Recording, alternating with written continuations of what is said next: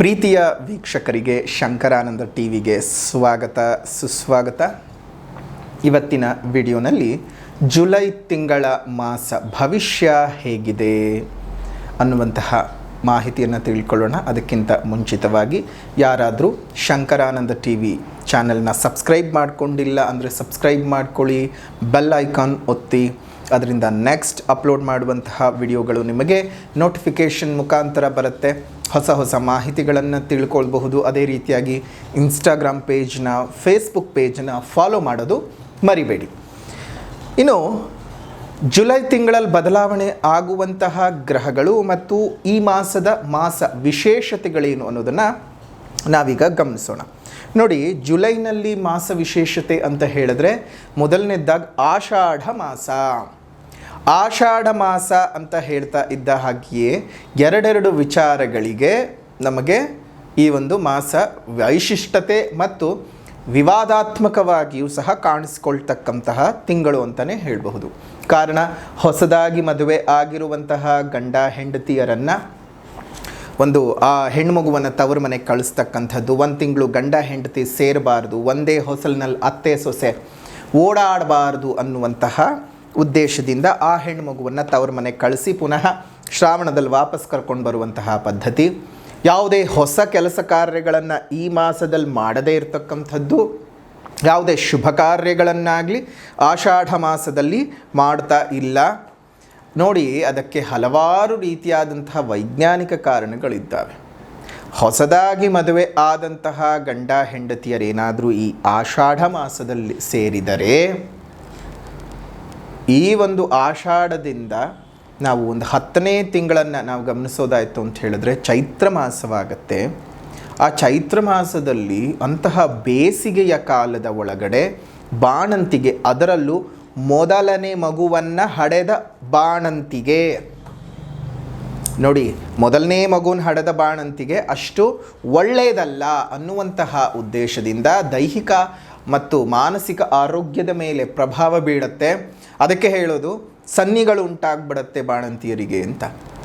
ಅದು ಅಲ್ಲದೆ ಹೊಸದಾಗಿ ಮದುವೆ ಆದಂಥವ್ರಿಗೆ ಇದು ಋತುಮಾನದ ಬದಲಾವಣೆಯ ಕಾಲವೂ ಸಹ ಹೌದು. ಮಳೆ ವಿಪರೀತ ತಾರಕಕ್ಕೆ ಹೋಗುತ್ತೆ.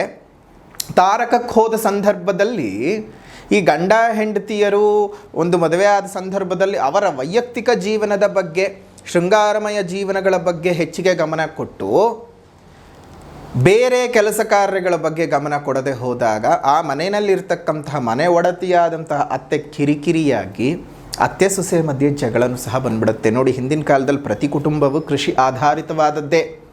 ಪ್ರತಿಯೊಬ್ಬರು ಕೃಷಿ ಮಾಡಲೇಬೇಕಾಗಿತ್ತು, ವ್ಯವಸಾಯ ಮಾಡಲೇಬೇಕಾಗಿತ್ತು. ಈತ ವ್ಯವಸಾಯ ಹೋಗಿ ಮಾಡೋ ಬದಲು ಮನೆ ಒಳಗಡೆನೇ ಇದ್ದರೆ, ಹೆಂಡತಿ ಸೆರಗಿಡ್ಕೊಂಡೇ ಇದ್ದರೆ ಯಾವ ತಾಯಿ ಕಿರಿಕಿರಿ ಆಗೋದಿಲ್ಲ. ಹಾಗಾಗಿ ಈ ಎಲ್ಲ ಕಾರಣಗಳು ಜೊತೆಗೆ ಶುಭ ಕಾರ್ಯ ಮಾಡಬೇಕು ಅಂದರೆ ಒಂದೂರಿಂದ ಒಂದೊಬ್ಬರು ನೆಂಟರು, ಇಷ್ಟರು, ಸರೀಕರು, ಸಂಬಂಧಿಕರು ಎಲ್ಲ ಬರಬೇಕಾಗಿತ್ತು. ಮಳೆಯಲ್ಲಿ ಹೇಗೆ ಬರೋಕ್ಕೆ ಸಾಧ್ಯ? ಊರಿಂದ ಊರು ದಾಟ್ಕೊಂಡು ಹೋಗೋದಕ್ಕೆ ಹೇಗೆ ಸಾಧ್ಯ?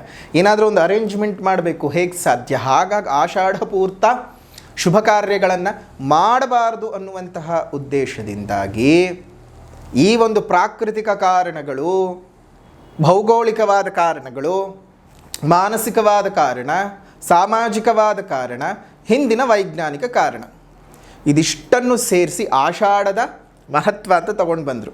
ಜೊತೆಗೆ ಈ ಆಷಾಢ ಮಾಸದಲ್ಲಿ ಒಂದು ಮಹಾಲಕ್ಷ್ಮಿ ಪೂಜೆ, ಆಷಾಢ ಶುಕ್ರವಾರದ ಮಹಾಲಕ್ಷ್ಮಿ ಪೂಜೆ ಬಹಳ ಪ್ರಮುಖ ಸ್ಥಾನವನ್ನು ಪಡ್ಕೊಳ್ಳುತ್ತೆ. ಬಹಳ ಪ್ರಮುಖ ಸ್ಥಾನವನ್ನು ಪಡ್ಕೊಂಡು ಈ ಒಂದು ವಿಶೇಷ ಸಂದರ್ಭದಲ್ಲಿ ಯಾರ್ಯಾರು ಮಹಾಲಕ್ಷ್ಮಿಯ ಪೂಜೆಯನ್ನು ಮಾಡ್ತಾರೋ ಅಂಥವರಿಗೆ ಮನೆಯಲ್ಲಿ ಸ್ಥಿರವಾಗಿ ಮಹಾಲಕ್ಷ್ಮಿಯು ನೆಲೆಸ್ತಾಳೆ ಅನ್ನುವಂತಹ ನಂಬಿಕೆ ನಮ್ಮ ಅನಾದಿ ಕಾಲದಿಂದ ಬರ್ತಕ್ಕಂತಹದ್ದು, ಬಂದಿರುವಂಥದ್ದು. ಅದನ್ನು ತುಂಬ ಜನ ಆಷಾಢ ಶುಕ್ರವಾರದ ಲಕ್ಷ್ಮೀ ಪೂಜೆ ಅಂತಲೇ ಬರುವ 4 ಅಥವಾ 5 ಶುಕ್ರವಾರಗಳು, ಆಷಾಢ ಶುಕ್ರವಾರಗಳು ಪೂಜೆ ಮಾಡ್ಕೊಂಡು ಹೋಗ್ತಾರೆ. ನೀವು ಸಹ ಈ ವರ್ಷ ಆಷಾಢ ಶುಕ್ರವಾರದ ಮಹಾಲಕ್ಷ್ಮಿಯ ಪೂಜೆಯನ್ನು ಮಾಡೋದು ಮರಿಬೇಡಿ. ಇದು ಆಷಾಢ ಮಾಸದ ವಿಶೇಷತೆಯಾದರೆ, ಇನ್ನು ಈ ತಿಂಗಳಲ್ಲಿ ಬರ್ತಕ್ಕಂತಹ ಇನ್ನು ವಿಶೇಷ ದಿನಗಳನ್ನು ನೋಡೋದಾಯಿತು ಅಂತ ಹೇಳಿದ್ರೆ, ನೋಡಿ, ಮೊದಲನೇದಾಗಿ ಬರ್ತಕ್ಕಂತಹದ್ದು ನಮಗೆ 10ನೇ ತಾರೀಕು 7ನೇ ತಿಂಗಳು 10ನೇ ತಾರೀಕು 7ನೇ ತಿಂಗಳು ಗುರು ಪೌರ್ಣಮಿ ಇದೆ. ಗುರುಪೌರ್ಣಮಿ, ಆ ಗುರುಪೌರ್ಣಮಿ ದಿವಸ ವ್ಯಾಸದೇವರ ಪೂಜೆ ಮಾಡ್ತಕ್ಕಂಥದ್ದು, ಮಹರ್ಷಿ ವ್ಯಾಸರ ವೇದವ್ಯಾಸರ ಪೂಜೆಗಳನ್ನು ಮಾಡ್ತಕ್ಕಂಥದ್ದು ಈ ಒಂದು ದಿನ ವಿಶೇಷ.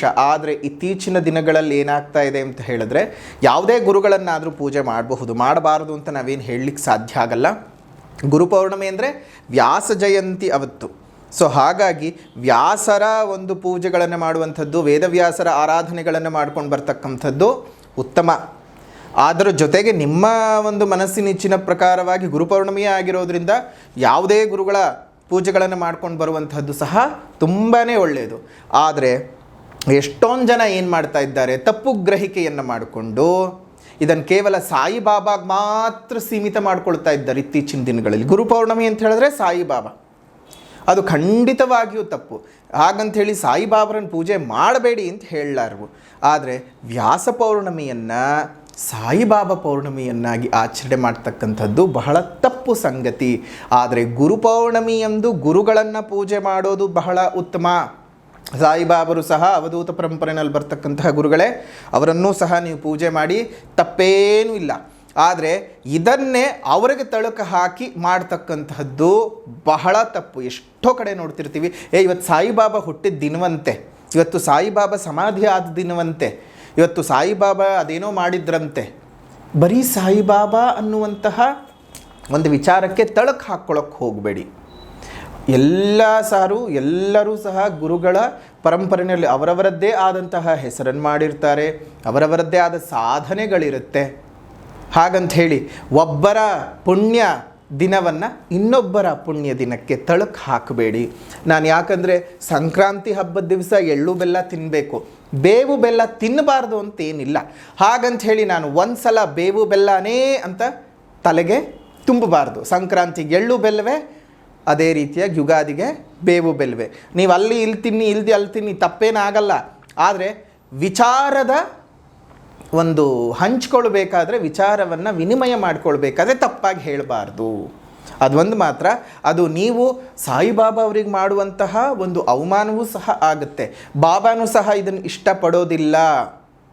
ಅವ್ರು ಬಹುಶಃ ಅವರೇನಾದರೂ ಜೀವಂತವಾಗಿ, ಅಂದರೆ ಈ ದೇಹದ ಜೀವಂತವಾಗಿ ಅವರಿದ್ದಿದ್ರೆ ಅವರೇ ಬುದ್ಧಿ ಹೇಳ್ತಿದ್ರೋ ಏನೋ.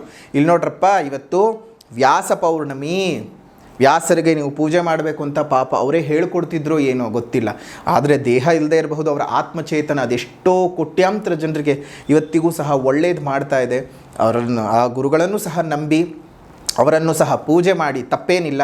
ಆದರೆ ವಿಚಾರದ ವಿನಿಮಯ ಆಗಬೇಕಾದಾಗ ತಪ್ಪು ಮಾಹಿತಿಗಳು, ತಪ್ಪು ಗ್ರಹಿಕೆಗಳು ಆಗಬಾರ್ದು, ಜಾಗ್ರತೆ. ಇನ್ನು ಅದೇ ರೀತಿಯಾಗಿ ಈ ಒಂದು 7ನೇ ತಿಂಗಳಲ್ಲಿ ಬರ್ತಕ್ಕಂತಹ ಒಂದು ಮಹಾಲಕ್ಷ್ಮಿ ಪೂಜೆಗಳನ್ನು ನೋಡೋದಾಯಿತು ಅಂತ ಹೇಳಿದ್ರೆ, ನಿಮಗೆ 11ನೇ ತಾರೀಕು ಆಷಾಢ ಶುಕ್ರವಾರದ ಲಕ್ಷ್ಮೀ ಪೂಜೆಯನ್ನು ಮಾಡ್ತೀರಿ. ಅದೇ ರೀತಿಯಾಗಿ ಇನ್ನೊಂದು ಬರ್ತಕ್ಕಂತಹದ್ದು 18ನೇ ತಾರೀಕು. 18ನೇ ತಾರೀಕು ಸಹ ನೀವು ಆಷಾಢ ಶುಕ್ರವಾರದ ಪೂಜೆಯನ್ನು ಮಾಡಬಹುದು. ಸೊ ಒಟ್ಟಾರೆಯಾಗಿ ಇಷ್ಟು ದಿವಸಗಳು, ಒಟ್ಟು 3 ಶುಕ್ರವಾರ ಈ ಜುಲೈನಲ್ಲಿ ಸಿಗ್ತಕ್ಕಂಥದ್ದು. ಇನ್ನು ಅದೇ ರೀತಿಯಾಗಿ 24ನೇ ತಾರೀಕು 7ನೇ ತಿಂಗಳು 2025 ಜ್ಯೋತಿರ್ಭೀಮೇಶ್ವರ ವ್ರತ. ಜ್ಯೋತಿರ್ಭೀಮೇಶ್ವರ ವ್ರತವನ್ನು ಮಾಡ್ತಾರೆ. ಆ ಒಂದು ಕೇದಾರೇಶ್ವರನ ಅನುಗ್ರಹ ಪ್ರಾಪ್ತಿಯಾಗಲಿ ಅಂತ ಹೇಳಿ, ಈಶ್ವರನ ಅನುಗ್ರಹ ಪ್ರಾಪ್ತಿಯಾಗಲಿ, ಮದುವೆಯಾಗದೇ ಇರತಕ್ಕಂತಹ ಹೆಣ್ಮಕ್ಕಳು ಒಳ್ಳೆ ರೀತಿಯಾದಂತಹ ಒಂದು ಸಂಬಂಧ ಸಿಗಬೇಕು ಅಂತ ಪೂಜೆ ಮಾಡ್ತಕ್ಕಂತಹ ದಿವಸ. ಅದೇ ರೀತಿಯಾಗಿ ಮದುವೆ ಆಗಿರುವಂತಹ ಹೆಣ್ಮಕ್ಕಳು ತಮ್ಮ ಮನೆಗೆ ಮತ್ತು ಗಂಡನಿಗೆ ಸುಖ, ಐಶ್ವರ್ಯ, ಆಯುಷ್ಯಗಳು ವೃದ್ಧಿಯಾಗಲಿ ಅಂತ ಹೇಳಿ ಪೂಜೆ ಮಾಡ್ತಕ್ಕಂತಹ ದಿವಸ. ಒಟ್ಟಾರೆಯಾಗಿ ಈ ತಿಂಗಳು ಇಷ್ಟೊಂದು ಶುಭಕರವಾಗಿರತಕ್ಕಂತಹ ಒಂದು ದಿನಗಳನ್ನು ನಾವು ನೋಡೋದಕ್ಕೆ ಸಾಧ್ಯ ಇದೆ. ಅದೇ ರೀತಿಯಾಗಿ 29ನೇ ತಾರೀಕು ಪಂಚಮಿ ಹಬ್ಬ, ನಾಗರ ಪಂಚಮಿ. ನಮ್ಮ ಉತ್ತರ ಕರ್ನಾಟಕದ ಹೆಣ್ಣು ಮಕ್ಕಳಲ್ಲಿ ಪಂಚಮಿ ಹಬ್ಬ ಅಂತಂದರೆ ಕೇವಲ ಅದು ಯಾವುದೋ ಒಂದು ಹಬ್ಬವಾಗಿ ಉಳಿದಿರಲ್ಲ. ಪಂಚಮಿ ಹಬ್ಬ ನಮ್ಮ ಕರ್ನಾಟಕದ ರಾಖಿ ಹಬ್ಬ ಅಂತಲೇ ಹೇಳಬಹುದು. ಯಾವಾಗ ರಾಖಿ ಹಬ್ಬದಲ್ಲಿ ಉತ್ತರ ಭಾರತದಲ್ಲಿ ಅಣ್ಣ ತಂಗಿಯರು ಮತ್ತು ಒಡ ಹುಟ್ಟಿದವರ ಬಾಂಧವ್ಯವನ್ನು ತುಂಬಿಕೊಡತ್ತೋ, ಅದೇ ರೀತಿಯಾಗಿ ಈ ಒಂದು ಸಂದರ್ಭದಲ್ಲಿ ನಮ್ಮ ಕರ್ನಾಟಕದಲ್ಲಿ ನಾಗರ ಪಂಚಮಿ ದಿವಸ, ಪಂಚಮಿ ಹಬ್ಬ ಅಂತ ಏನಿದ್ದಾವಲ್ಲ, ಮದುವೆ ಆಗಿ ಹೋಗಿರುವಂತಹ ಹೆಣ್ಣುಮಕ್ಕಳು ಸಹ ತವ್ರ ಮನೆಯ ಯೋಚನೆಯನ್ನು ಮಾಡ್ತಾ ಎಷ್ಟು ಚೆನ್ನಾಗಿ ಜನಪದ ಕವಿತೆ ಬರ್ತದೆ ನೋಡಿ. ಪಂಚಮಿ ಹಬ್ಬ ಕುಳಿದಾವ ದಿನ ನಾಕ, ಅಣ್ಣ ಬರಲಿಲ್ಲ ಯಾಕ ಇನ್ನೂ ಕರಿಯಾಕ. ಎಷ್ಟು ಚೆನ್ನಾಗಿ ಹೇಳ್ತಾರಲ್ವ. ಪಂಚಮಿ ಹಬ್ಬಕ್ಕಿಂತ 4 ದಿನ ಇದ್ದರೂ ನನ್ನ ಅಣ್ಣ ಇನ್ನೂ ಬಂದು ಕರೀಲಿಲ್ವೇ ಅಂತ ಆ ಹೆಣ್ಮಗಳು ಯೋಚನೆ ಮಾಡ್ತಾಳೆ. ಅಂದರೆ ಒಂದು ಹೆಣ್ಣಿಗೆ ಎಷ್ಟು ತವರ ಮನೆ ಮೇಲಿನ ವ್ಯಾಮೋಹ, ಅಣ್ಣ ತಮ್ಮಂದ್ರ ಮೇಲೆ ಎಷ್ಟು ವ್ಯಾಮೋಹ ಇದೆ ಅನ್ನುವಂಥದ್ದನ್ನು ಆಗಿನ ಕಾಲದ ಹೆಣ್ಣುಮಕ್ಕಳು ತೋರಿಸ್ಕೊಡ್ತಾ ಇದ್ರು. ಆದರೆ ಇತ್ತೀಚೆಗೆ ಆ ಒಂದು ಪರಂಪರೆ ಕಡಿಮೆ ಆಗ್ತಾ ಇರ್ತಕ್ಕಂಥದ್ದು ಬಹಳ ಖೇದಕರವಾದ ವಿಚಾರ. ಆ ಹೆಣ್ಣಿಗೆ ಮದುವೆ ಆಗಿ ಹೊರಗೆ ಹೋಗ್ತಾ ಇದ್ದ ಹಾಗೆ ತವರಿಗೂ ಆಕೆಗೂ ಸಂಬಂಧವೇ ಇಲ್ಲ ಅನ್ನೋ ರೀತಿ ನಡ್ಕೊಳ್ತಕ್ಕಂತಹ ಅಣ್ಣ ತಮ್ಮಂದರು, ಒಡಹುಟ್ಟಿದವರು ತುಂಬ ಬೇಜಾರಾಗುತ್ತೆ. ನೀವೇನು ಪಟ್ಟೆ ಪೀತಾಂಬರ ಒಡವೆ ವಸ್ತ್ರಗಳನ್ನು ತುಂಬ ಕೊಡಬೇಕಿಲ್ಲ. ಕಾಸಗಲದ ಕುಂಕುಮ, ಕೆನ್ನೆ ತುಂಬ ಅರಿಶಿನ, ಮುಡಿಗೊಂದಿಷ್ಟು ಹೂವು ಕೊಡಿ. ನಿಮ್ಮ ಮನೇಲಿದ್ದ ಗಂಜಿನೋ ಅಂಬ್ಲಿನೋ ಸೊಪ್ಪು ಏನೋ ಒಂದು ಬೇಯಿಸಿ ಕೊಡಿ ಆಕೆಗೆ. ಅದನ್ನು ಸಂತೃಪ್ತಿಯಾಗಿ ಸ್ವೀಕಾರ ಮಾಡ್ತಾಳೆ. ಈಗಿನ ಕಾಲದಲ್ಲಿ ಅದನ್ನು ಸ್ವೀಕಾರ ಮಾಡುವಂಥ ಹೆಣ್ಮಕ್ಳು ಸಹ ತುಂಬ ಕಮ್ಮಿ ಆಗಿದ್ದಾರೆ. ಏನು ಮಾಡೋದು, ಕಡೆ ಪಕ್ಷ ಇರುವಂಥ ಹೆಣ್ಮಕ್ಳನ್ನಾದರೂ ಉಳಿಸ್ಕೊಳ್ಳಿ ತವರ ಮನೆಯವರು. ಹೀಗೆ ಇದಿಷ್ಟು ಈ ಮಾಸ ವಿಶೇಷತೆಗಳು ಇರತಕ್ಕಂಥದ್ದು. ಅದರ ಜೊತೆಗೆ ಈ ತಿಂಗಳು ಪರಿವರ್ತನೆ ಆಗುವಂತಹ ಗ್ರಹಗಳ ಬಗ್ಗೆ ಮಾಹಿತಿಯನ್ನು ನೋಡೋದಾಯಿತು ಅಂತ ಹೇಳಿದ್ರೆ, 16ನೇ ತಾರೀಕು 7ನೇ ತಿಂಗಳು 2025ರಂದು ಕಟಕ ರಾಶಿಗೆ ರವಿ ಪ್ರವೇಶ ಮಾಡ್ತಾ ಇದ್ದಾನೆ. ಅದೇ ರೀತಿಯಾಗಿ 26ನೇ ತಾರೀಕು 7ನೇ ತಿಂಗಳು 2025ಕ್ಕೆ ಮಿಥುನ ರಾಶಿಗೆ ಶುಕ್ರ ಪ್ರವೇಶ ಮಾಡ್ತಾ ಇದ್ದಾನೆ. 28ನೇ ತಾರೀಕು 7ನೇ ತಿಂಗಳು 2025ಕ್ಕೆ ಕನ್ಯಾ ರಾಶಿ ಕುಜ ಪ್ರವೇಶ ಮಾಡ್ತಾ ಇದ್ದಾನೆ. ಕುಜ, ಶುಕ್ರ, ರವಿ 3 ಗ್ರಹಗಳು ತಮ್ಮ ಸ್ಥಾನವನ್ನು ಪರಿವರ್ತನೆ ಮಾಡುವಂಥದ್ದು ಈ ತಿಂಗಳು. ಸೊ ಇಷ್ಟೆಲ್ಲ 3 ಗ್ರಹಗಳ ಪರಿವರ್ತನೆಯಿಂದಾಗಿ ಯಾವ್ಯಾವ ರೀತಿಯ ಶುಭಾಶುಭ ಫಲಗಳು ಇದ್ದಾವೆ ಅನ್ನೋದನ್ನು ಈಗ ತಿಳ್ಕೊಳ್ಳೋಣ. ಮಕರ ರಾಶಿನಲ್ಲಿ ಹುಟ್ಟಿರ್ತಕ್ಕಂಥವ್ರಿಗೆ ಜುಲೈ ತಿಂಗಳಲ್ಲಿ ಯಾವ್ಯಾವ ಗ್ರಹಗಳು ಯಾವ್ಯಾವ ಸ್ಥಾನದಲ್ಲಿ ಸಂಚಾರ ಮಾಡುತ್ತೆ ಅನ್ನೋದನ್ನು ಈಗ ಗಮನಿಸೋಣ. ರಾಶಿಯಿಂದ ದ್ವಿತೀಯದಲ್ಲಿ ಸಂಚಾರ ರಾಹುವಿನದ್ದು. ಅದೇ ರೀತಿಯಾಗಿ 3ನೇ ಮನೆಯಲ್ಲಿ ಶನಿ ಸಂಚಾರ, 6ನೇ ಮನೆಯಲ್ಲಿ ಗುರು ಶುಕ್ರನ ಸಂಚಾರವಾದರೆ 7ನೇ ಮನೆಯಲ್ಲಿ ರವಿ ಬುಧರ ಸಂಚಾರ, 8ನೇ ಮನೆಯಲ್ಲಿ 28ನೇ ತಾರೀಕಿನವರೆಗೂ ಕುಜಕೇತುವಿನ ಸಂಚಾರವಿದ್ದರೆ 28ನೇ ತಾರೀಕಿನಿಂದ ಕುಜನು ನಿಮಗೆ ರಾಶಿಯಿಂದ ಭಾಗ್ಯಸ್ಥಾನಕ್ಕೆ ಬರ್ತಾನೆ. ಸೊ ಒಟ್ಟಾರೆಯಾಗಿ ಇಲ್ಲಿ ಕೊನೆಯ 1-2-3 ದಿನಗಳನ್ನು ಹೊರತುಪಡಿಸಿದರೆ ಕುಜ ಅಷ್ಟಮದಲ್ಲೇ ಸಂಚಾರ ಮಾಡ್ತಕ್ಕಂಥದ್ದು. ಈ ಗ್ರಹಸ್ಥಾನದ ಪರಿವರ್ತಿತ ಫಲಗಳು ಯಾವ ರೀತಿಯಾಗಿ ನಿಮ್ಮ ಬದುಕಿನಲ್ಲಿ ಗೋಚಾರದ ಫಲಗಳನ್ನು ಸೂಚಿಸ್ತಾ ಇದೆ ಜುಲೈನ ತಿಂಗಳಲ್ಲಿ ಅನ್ನೋದನ್ನು ಗಮನಿಸೋದಾಯಿತು ಅಂತ ಹೇಳಿದ್ರೆ, ರಾಶ್ಯಾಧಿಪತಿಯಾದಂತಹ ಶನಿಯು ತೃತೀಯದ ಶುಭ ಸ್ಥಾನದಲ್ಲೇನೋ ಸಂಚಾರ ಮಾಡ್ತಾ ಇದ್ದಾನೆ. ಹಾಗಾಗಿ ನಿಮ್ಮ ದೈಹಿಕವಾಗಿ ಆರೋಗ್ಯದ ವೃದ್ಧಿ ಆಗುವಂಥದ್ದು ಅಥವಾ ಒಂದಿಷ್ಟು ರೋಗಗಳಿಂದ ನಿವೃತ್ತರಾಗ್ತಕ್ಕಂಥದ್ದು ಆಗುತ್ತೆ. ತೃತೀಯದ ಶನಿ ನಿಮ್ಮ ಪ್ರಯತ್ನಗಳಿಗೆ ಸಾಫಲ್ಯತೆಯನ್ನು ಕೊಡ್ತಾನೆ, ಪ್ರಯತ್ನಗಳಲ್ಲಿ ಯಶಸ್ಸನ್ನು ಕೊಡ್ತಾನೆ. ಅದೇ ರೀತಿಯಾಗಿ ಅಣ್ಣ ತಮ್ಮಂದರು, ಸಹೋದರ ಸಹೋದರಿಯರ ನಡುವೆ ಇದ್ದಂತಹ ಅನೇಕ ಮಾನಸಿಕ ಸ್ಥಿತಿಗತಿಗಳನ್ನು, ಏರಿಳಿತಗಳನ್ನು ದೂರ ಮಾಡಿ ಅವರಲ್ಲಿ ಅನ್ಯೋನ್ಯತೆಯನ್ನು ಹೊಂದಿಸ್ತಕ್ಕಂಥದ್ದು ಅಥವಾ ಮೂಡಿಸ್ತಕ್ಕಂಥದ್ದನ್ನು ಮಾಡ್ತಾನೆ. ಇನ್ನು ದ್ವಿತೀಯ ಸ್ಥಾನದಲ್ಲಿರ್ತಕ್ಕಂತಹ ರಾಹು ಬರುವಂತಹ ಹಣಕಾಸಿಗೆ ಮೋಕ್ಷಗಳನ್ನು ಕೊಡ್ತಾ ಕೂತ್ಕೊಳ್ತಾನೆ. ಕಾರಣ ಕೇತುವಿನ ದೃಷ್ಟಿ ಸಹ ಇದೆ. ಎಷ್ಟು ದುಡ್ಡು ಸಂಪಾದಿಸ್ತಿರೋ ಎಲ್ಲ ಬೆಂಕಿ ಸುಟ್ಟು ಬೂದಿ ಆಗುತ್ತೆ, ಎಲ್ಲ ಹಾಳು. ಹಾಗಂಥೇಳಿ ದುಡ್ಡು ಒಳಗೆ ಬರೋಲ್ಲ ಅಂತಲ್ಲ, ನಿಮಗೆ ಶನಿ ಕಾರಣದಿಂದಾಗಿ ನೋಡಿ, ನಿಮ್ಗೆ ರಾಶ್ಯಾಧಿಪತಿ ಶನಿ, ಧನಾಧಿಪತಿ ಶನಿ, ರಾಶ್ಯಾಧಿಪತಿನವನೇ ಧನಾಧಿಪತಿಯವನೇ ತೃತೀಯ ಸ್ಥಾನದಲ್ಲಿ ಇಟ್ಕೊಂಡು ದುಡ್ಡು ಕಾಸನ್ನು ಬರೋ ಹಾಗೂ ಮಾಡ್ತಾನೆ. ಆದರೆ ಆ ಸ್ಥಾನದಲ್ಲಿರ್ತಕ್ಕಂಥ ರಾಹುವಿನ ಪ್ರಭಾವದಿಂದಾಗಿ ನಿಮಗೆ ಆ ಒಂದು ಕೆಲಸ ಕಾರ್ಯಗಳಲ್ಲಿ ಅನುಕೂಲತೆಯನ್ನು ಕೊಡೋಲ್ಲ, ಸುಮ್ಮನೆ ಹಣಕಾಸುಗಳು ಖರ್ಚಾಗ್ತಕ್ಕಂಥದ್ದು. ಇನ್ನು 6ನೇ ಮನೆಯಲ್ಲಿರ್ತಕ್ಕಂತಹ ಗುರು ಮತ್ತು ಶುಕ್ರರು, ಶುಕ್ರ ಇಲ್ಲಿ 26ನೇ ತಾರೀಕಿನವರೆಗೂ 5ನೇ ಮನೆಯಲ್ಲಿರ್ತಾನೆ. ಅದಾದ ನಂತರ 6ನೇ ಮನೆಗೆ ಬರ್ತಕ್ಕಂಥದ್ದು. 5 ಮತ್ತು 6ನೇ ಮನೆಯಲ್ಲಿ ಸಂಚಾರವನ್ನು ಮಾಡ್ತಕ್ಕಂಥದ್ದು ಶುಕ್ರ.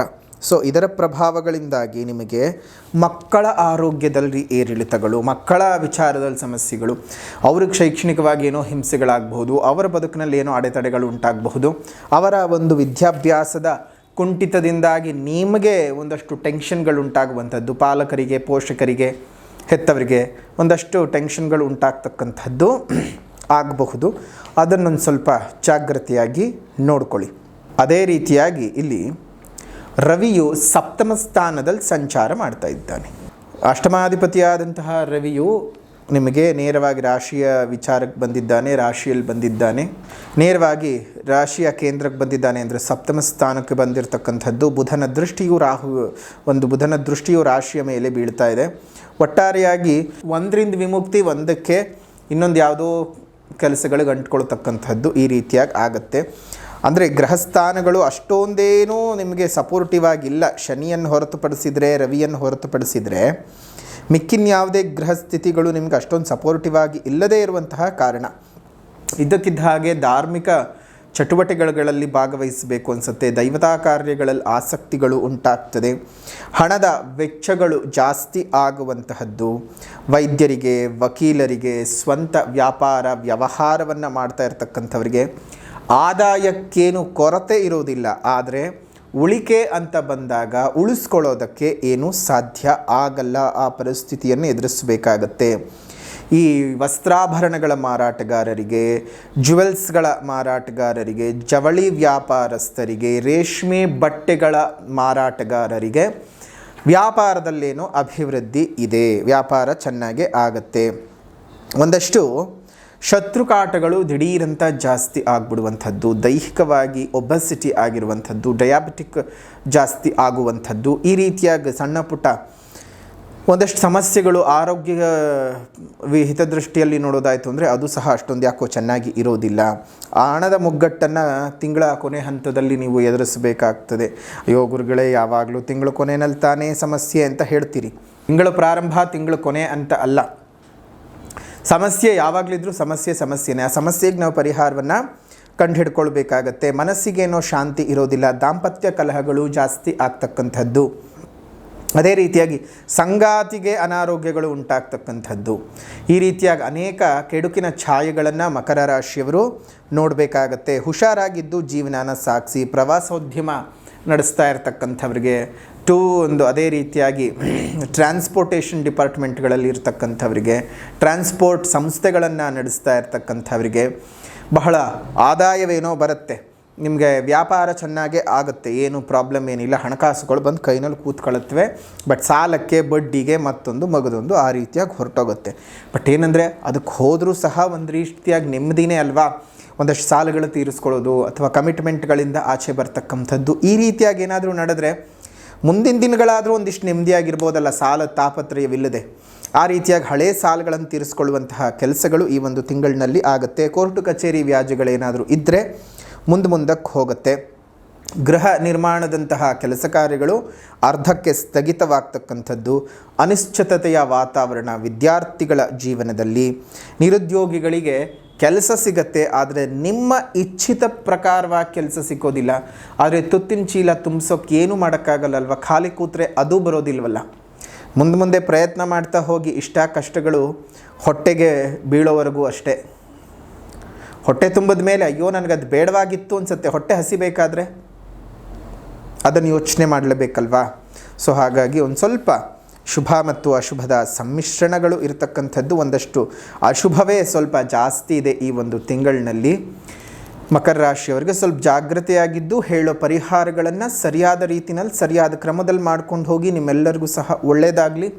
ಇನ್ನು ಪರಿಹಾರ ಅಂತ ಬಂದಾಗ ಮೊದಲನೇದಾಗಿ ಸಾಮಾಜಿಕ ಪರಿಹಾರ ಅಂತ ಬಂದಾಗ ಪ್ರಕೃತಿಯನ್ನು ಉಳಿಸಿ, ಪ್ರಕೃತಿಯನ್ನು ಬೆಳೆಸಿ, ಇನ್ನಿತರ ಜೀವಜಂತುಗಳಿಗೊಂದಿಷ್ಟು ಆಸರೆಯಾಗಿರಿ. ಮುಂದಿನ ಪೀಳಿಗೆಯ ಉಸಿರು ಚೆನ್ನಾಗಿರಬೇಕಂದ್ರೆ ಇಂದು ಹಸಿರನ್ನು ಉಳಿಸ್ಕೊಳ್ಬೇಕು. ಹಸಿರೇ ನಮ್ಮ ಮುಂದಿನ ಪೀಳಿಗೆಯ ಉಸಿರು ಅನ್ನೋದನ್ನು ಮರಿಬಾರ್ದು. ಸಾಧ್ಯವಾದ ಕಡೆ ಗಿಡಗಳನ್ನು ನೆಟ್ಟು ಪೋಷಣೆ ಮಾಡಿ. ನಿಮ್ಮ ಮನೆ ಮುಂದೆ ಮತ್ತು ಮೇಲ್ಭಾಗದಲ್ಲಿ ಸಣ್ಣ ಸಣ್ಣ ಕುಂಡಗಳಲ್ಲಿ ನೀರನ್ನು ಇಡ್ತಾ ಬನ್ನಿ. ಅದರಿಂದ ಅದೆಷ್ಟೋ ಜೀವಜಂತುಗಳಿಗೆ ನೀವು ಕೊಡತಕ್ಕಂತಹ ಒಂದು ಹನಿಯ ನೀರು ಅವುಗಳ ಪ್ರಾಣವನ್ನು ಉಳಿಸಿದ ಹಾಗಾಗ್ತದೆ. ಒಂದು ಜೀವಿಯ ಪ್ರಾಣವನ್ನು ಉಳಿಸಿದ ಪುಣ್ಯದ ಫಲ ನಿಮಗೆ ಸಹ ಸಿಗುತ್ತೆ. ಶುಭವಾಗಲಿ, ನಿಮ್ಮೆಲ್ಲರಿಗೂ ಸಹ ಒಳ್ಳೆಯದಾಗಲಿ. ಸಾಮಾಜಿಕ ಪರಿಹಾರದ ನಂತರದಲ್ಲಿ ಆಧ್ಯಾತ್ಮಿಕ ಪರಿಹಾರ. ಆಧ್ಯಾತ್ಮಿಕ ಪರಿಹಾರ ಅಂತ ಬಂದಾಗ ನೀವು ಈ ತಿಂಗಳು ಮಾಡಬೇಕಾಗಿರುವಂತಹದ್ದೇನಪ್ಪ ಅಂತ ಹೇಳಿದ್ರೆ ಗಣಪತಿ ತಾಳಂ ಸ್ತೋತ್ರದ ಪಠಣವನ್ನು ಸಂಜೆ ಹೊತ್ತು ಮಾಡ್ತಾ ಬನ್ನಿ. ಅದರಿಂದ ತುಂಬ ಅನುಕೂಲತೆಗಳನ್ನು ಪಡ್ಕೊಳ್ತೀರಿ. ಶುಭವಾಗಲಿ, ಒಳ್ಳೆಯದಾಗಲಿ. ಇದಾಗಿತ್ತು ಮಕರ ರಾಶಿಯವರ ಜುಲೈ ತಿಂಗಳ ಮಾಸ ಭವಿಷ್ಯ ಹೇಗಿದೆ ಅಂತ. ವಿಡಿಯೋ ಇಷ್ಟ ಆಗಿದ್ದರೆ ಲೈಕ್ ಮಾಡಿ, ಶೇರ್ ಮಾಡಿ, ಕಮೆಂಟ್ ಮಾಡಿ. ಮತ್ತೊಂದು ವಿಡಿಯೋನಲ್ಲಿ ಭೇಟಿ ಮಾಡ್ತೇವೆ. ಅಲ್ಲಿವರೆಗೂ ನಮಸ್ಕಾರ. ಲೋಕ ಸಮಸ್ತ ಸುಖಿನೋ ಭವಂತು, ಸಕಲ ಸನ್ಮಂಗಳಾನಿ ಭವಂತು, ಸರ್ವೇ ಜನಾಃ ಸುಖಿನೋ ಭವಂತು, ಸಮಸ್ತ ಸನ್ಮಂಗಳಾನಿ ಭವಂತು.